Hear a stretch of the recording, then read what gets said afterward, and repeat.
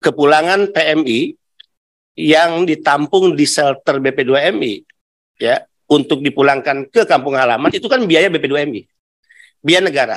Nah, malam itu saat sidak saya menemukan ya kurang lebih ada 12 orang yang ternyata dia membayar dengan biaya sendiri tiketnya, pelanggaran. Dan saya minta tidak lebih 24 jam waktu itu uangnya kembalikan. Besoknya kembalikan. Dan temuan satu lagi ternyata ada PMI kita yang pulang uangnya dicopet, saya menggunakan kata copet. Dicopet oleh petugas BP2MI juga. Dengan cara meminjamkan ATM dengan alasan ATM itu akan diganti nomor apanya? Nomor PIN-nya. Tapi ternyata dia menarik uang 5 juta. Menurut saya ini hal-hal yang memalukan. Sekali lagi memalukan, ya, memiriskan. Di satu sisi kita sedang giat-giatnya melakukan pembenahan secara internal, ya. Tapi di sisi lain masih ada petugas-petugas yang saya katakan nakal, ya. Kalau perlu mungkin dengan kata brengsek lah ya. Ini cara-cara brengsek yang memalukan keluarga sebetulnya. Coba kalau anak istrinya nonton. Ya, memalukan keluarga, memalukan negara karena dia menggunakan atribut-atribut negara dalam bajunya. Ya, ini pengkhianatan terhadap konstitusi dan sumpah. Kan kalau kita jadi pejabat itu disumpah atas nama konstitusi, disumpah atas nama agama lagi. Kalau yang Islam ya, Al-Qur'annya di atas kepala. Yang Nasrani dua tangan jari ke atas, satu tangannya menyentuh Alkitab.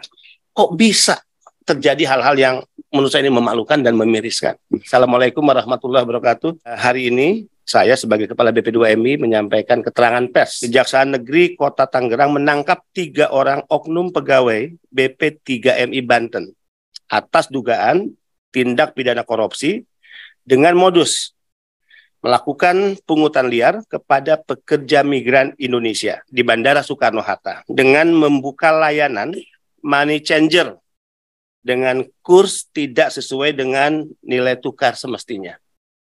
Dalam hal ini ingin saya jelaskan, membuka money changer atas nama petugas ini sudah satu kesalahan. BP2MI tidak ada urusannya dengan pelayanan money changer. Kemudian setelah itu ditemukan tidak sesuai nilai tukar semestinya.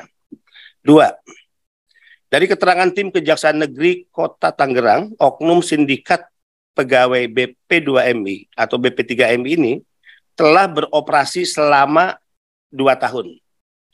Dan terakhir mereka melakukan kepada 17 pekerja migran Indonesia yang dideportasi dari Arab Saudi pada tanggal 4 Oktober 2023. Dari operasi tersebut telah diamankan sebanyak 100 juta lebih ya dari hasil transaksi. Atas kejadian tersebut, saya sebagai Kepala BP2MI menyampaikan terima kasih dan apresiasi setinggi-tingginya atas kerja-kerja penegakan hukum yang dilakukan oleh tim Kejaksaan Negeri Tangerang. Membenarkan apa yang selalu saya katakan, bahwa sindikat kejahatan tidak hanya ada di lembaga-lembaga lain, tapi ada di lembaga yang saya pimpin. Jadi saya adalah ya Kepala BP2MI yang paling sangat berterima kasih. Dan saya ajak semua, ayo bersih-bersih. Tidak ada kompromi, ya, tidak ada negosiasi dengan kejahatan apapun yang dilakukan oleh siapapun, termasuk yang dilakukan oleh oknum-oknum yang ada di lingkungan BP2MI. Atas penangkapan kemarin, oknum-oknum yang selama ini menikmati dan menjadi bagian dari siklus kejahatan ini masih ada, masih bekerja. Ya. Atas kejadian itu, saya akan mengambil tindakan keras kepada ketiga oknum pegawai BP3MI tersebut, yaitu langkah pemecatan. Tidak ada kompromi, ya, tidak ada negosiasi.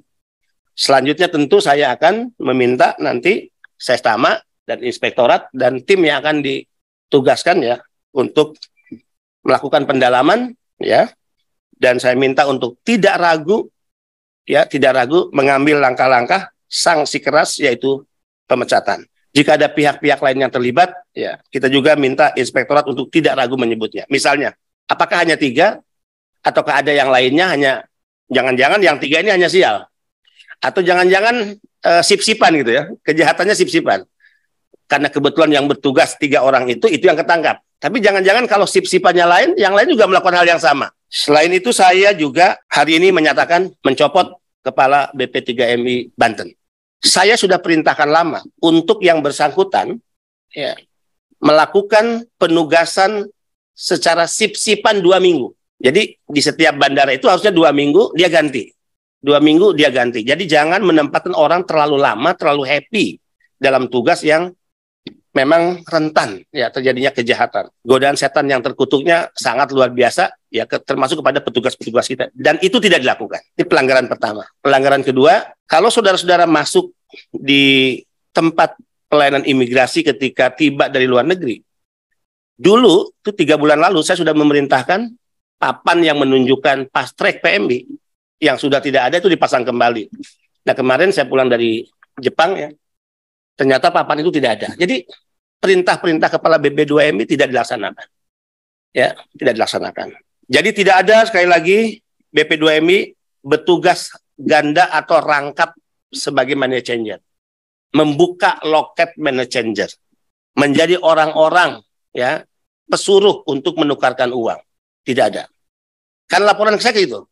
Oh enggak Pak, itu hanya dimintai tolong. Ya, karena mereka nggak tahu, jadi dimintai tolong untuk menukarkan. Ini kan alasan klasik. Kalau nggak tahu, diantar aja di sana, Mbak, loketnya. Kan gitu ya.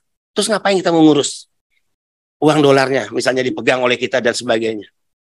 Saya yakin kejaksaan juga tidak macam-macam, mereka profesional. Ya, mereka tentu memiliki bukti-bukti yang cukup dan kuat ya atas apa yang beritanya kita terima hari ini, yaitu penangkapan 3 pegawai P3MI Banten di Bandara Soekarno-Hatta oleh Kejaksaan Negeri Kota Tangerang. Dan terima kasih kepada penegak hukum ya. Mari kita bekerja sama, mari kita kolaborasi ya dan lakukan tugas-tugas secara profesional, dan sekali lagi kami ingin memberikan apresiasi setinggi-tingginya.